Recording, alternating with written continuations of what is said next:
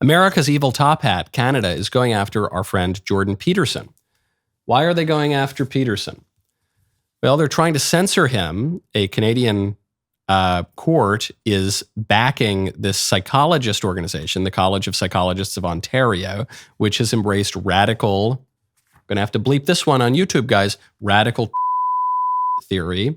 And because Jordan understands that men are not women, they're trying to take his license away. They're trying to go after him. The Ontario Superior Court of Justice has ordered Jordan to pay $25,000 to the College of Psychologists and upheld the order that he go through a social media education program. This Jordan Peterson, he's gone totally insane. He's stating a basic truth. Why are they going after him? They're going after Jordan because he is effective. They're going after Jordan because, unlike most people who come from the academy, most people even who are clinical psychologists, Jordan is reaching millions and millions and millions of people. They can't have that because he's reaching millions and millions and millions of people and telling them really basic things about how to improve their lives. We make fun of him because he says, well, make your bed, clean up your room. And we laugh about this. The funny thing is that such basic advice needs to be stated out loud. That's how confused our culture is. And the libs don't like that. So they're trying to make an example of him. They're trying to not just go after Jordan, who it doesn't really affect. I don't think Jordan is taking all that many clients these days. He's traveling around the world giving speeches and writing books and doing movies. This is a message for the other psychologists who dare to contradict the prevailing orthodoxies on sexual ideology. Jordan doesn't need the money, but most other clinical psychologists do. So it's a warning message to them. Why are people turning to psychologists so much these days? Why are people tuning into Jordan so much? People are anxious.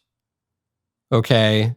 They're so anxious that now, according to the Wall Street Journal, nearly 3 patients in 100 who entered a healthcare facility left with a newly diagnosed anxiety disorder. That rate is higher than cancer or diabetes, according to Truveta, which is a healthcare and analytics company. 40% of people who take the most popular antidepressants for anxiety disorders, because this is what the psychiatrists do, not the psychologists who do cognitive behavioral stuff. We're talking about the drug dealers who just say, oh, you don't like your mom? Here, get high, take this drug, and then you'll feel better. 40% of people who take those drugs receive little benefit, according to this study. Some need to stop the medications because they have awful side effects. And by the way, that 40% number who receive little benefit, that means that there's 60% who get some benefit. That 60% number, though, is probably inflated because research suggests that some of the benefits of antidepressants are just placebo. So people pop the pill and they think that they're supposed to feel better, and they do. So even to say that 60% of people get some benefit from these drugs, probably overstating it. Why are people so anxious? Whole host of reasons. Obviously, the most fundamental reason when we're talking about any aspect of the human condition is going to be a religious problem, because religion forms the basis of our belief about everything. Everything flows from there. Our views of anthropology, our views of epistemology, our views of morality, our views of politics, everything comes from the fundamental question, who's God? Is there a God? Is there meaning? What does it mean to be? What is even ontology? What does it mean to be? Comes from theology. So that's the first one. But then there are just these political issues, which is things are unsettled. I don't think you need to go pie in the sky, really abstract, to get to the heart of why we're anxious now. We're anxious because our entire way of life is unsettled. We're anxious because the ruling class can arrest the opposition leader and his lawyers and his friends just for supporting him. We're anxious because the meaning of marriage has completely been exploded. We're anxious because our economy is completely up in the air and we can't reliably make any money. And even if we can reliably make money, most people are going to be saddled with a ton of debt with no end in sight.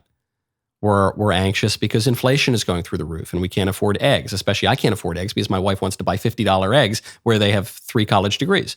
We are saddled with mountains and mountains of debt. We've got increasing turmoil around the world, the potential of World War III. No wonder people are anxious.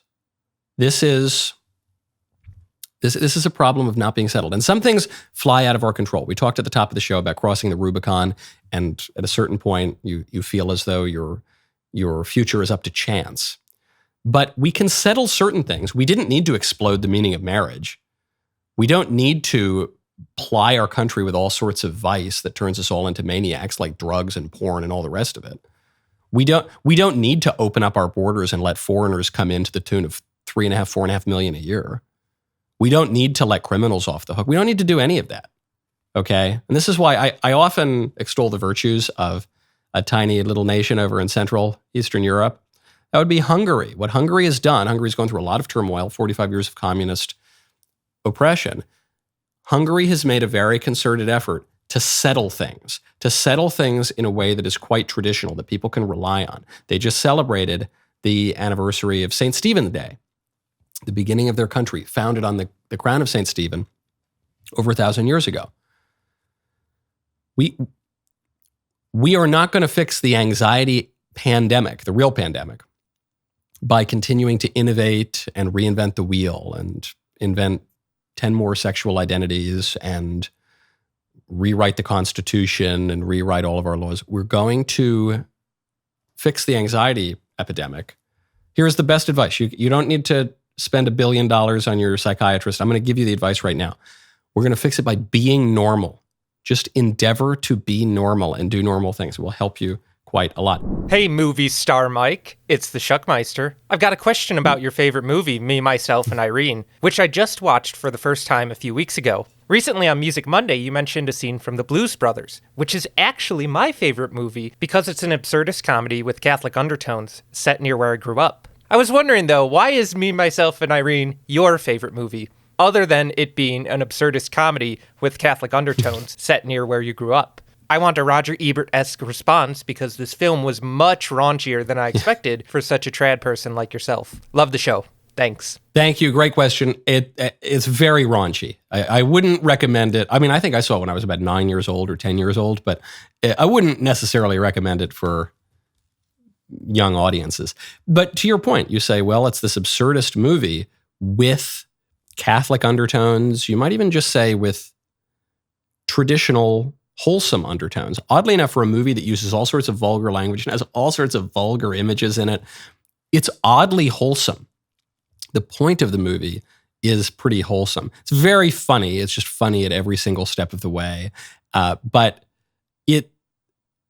it's in being so hilarious, which is what I'm looking for in these kinds of comedies, it actually gets across a message that is pretty conservative and normal and true. If you took out all of the individual vulgar elements and you just replace them with a wholesome alternative, then the story of the movie would be very, very conservative, would be very trad. But it's so funny. It's Jim Carrey's best work by far. I just love it. Boy, what a great clip that was. Now, you got to ring that bell. Subscribe to the Michael Knowles YouTube show, channel, program, comedy hour. We'll see you next time.